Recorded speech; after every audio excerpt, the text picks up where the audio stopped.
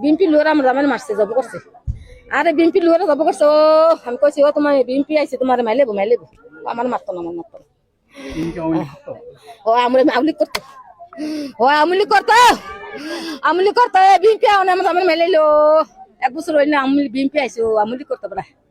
I K কে দেখিলো, ঝগড়া করলে গলাটা কি করলো। আপনারা ধারণা করেন কে কে ওনার শত্রু, এটা জানেন কি? কারা কারা ওনাকে মারতে পারে এমন কোনো ধারণা করতেছেন কি? ও ডাক দিয়া দেখে নিচে দেখছি না। তো আপনি গতকালকে সর্বশেষ কখন দেখছিলেন? ওনার সাথে কখন দেখা হয়েছিল?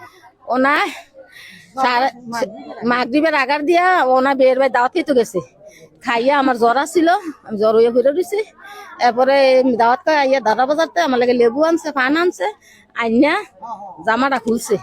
খুললে এরপরে পাঞ্জাবি রাত লইছে, ফ্যানটা পিন্দনো পিন্দা দোকানে 11 গেছে। এরপরে আর বাইতেছে না, আমার জ্বরের তারও না, আমি আর ফোন দিছি না, বেউসে ঘুরে দিছি।